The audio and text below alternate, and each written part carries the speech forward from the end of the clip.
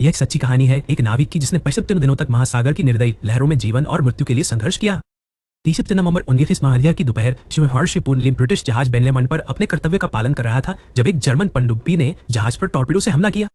जब पूर्णलिम समुद्र में कूद पड़ा तब जहाज डूबने ही वाला था। 2 घंटे तक लहरों से लड़ने के बाद उसे एक जीवन रक्षक नौका मिली जो उसकी एकमात्र आशा बन गई। यह नौका लगभग 2.5 मीटर लंबी थी जिस पर एक बक्सा बंधा हुआ था। इसके अंदर थोड़ा पीने का पानी, एक रस्सी और एक टॉर्च भी थी। पहली रात उसने रस्सी को अपनी कलाई और नौका के खंभे से बांध दिया ताकि वो सोते समय गिर न जाए। पूर्णलिम ने एक सख्त कार्यक्रम बनाया जिसमें सुबह कड़ी कसरत, फिर मछली पकड़ने का अभ्यास और रात में सितारों की मदद से दिशा खोजने का काम शामिल था।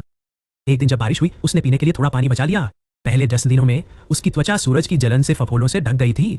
उसने साहस दिखाया और टॉर्च से स्प्रिंग निकालकर कई घंटों तक रगड़कर मछलियों के लिए एक हुक तैयार किया जिसे उसने रस्सी से बांधकर समुद्र में फेंक दिया। पहली बार एक पतली छोटी मछली आई जिसे उसने कच्चा खाया और बाकी को हुक पर डाल दिया ताकि अगली शिकार आसान हो, और उसने कुछ को धूप में सुखाने के लिए रखा ताकि अगर खाना नहीं मिला तो वो जीवित रह सके। सियारे देशार्ते से और नया दिन पकड़ उसने खुद को नौका से मजबूती से बांध लिया, लेकिन तूफान इतना मजबूत था कि नौका पलट गई और सभी सामान बह गए। लेकिन वह नौका को फिर से सीधा करने में सफल रहा क्योंकि जैसा कि मैंने पहले कहा वह रोजाना व्यायाम करता था जिसने उसे अनुभव दिया। अब गंभीर भूख से थका हुआ वह नौका पर लेट गया जब एक समुद्री पक्षी नौका पर बैठ गया जिसे उसने चतुराई से पकड़ लिया। इसने पूर्णलिम को थोड़ी ऊर्जा दी और एक आशा का जन्म हुआ। उसके पास रस्सी थी इसलिए उसने नौका से एक धातु का टुकड़ा निकाला और एक हुक बनाया। इस बार जब उसने हुक समुद्र में फेंका तो यह एक छोटी मछली नहीं थी बल्कि एक बड़ा शार्क आया जिसे उसने कच्चा खाकर अपनी भूख मिटाई और बाकी को धूप में सुखाने के लिए काट दिया।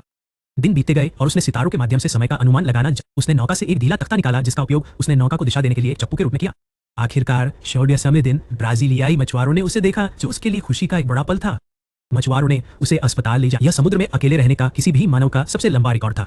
ब्रिटेन के किंग जॉर्ज वी ने उसे ब्रिटिश साम्राज्य पदक से सम्मानित किया। पूर्णलिम की यह कहानी हमें सिखाती है कि जब तक सांस है आशा खत्म नहीं होती।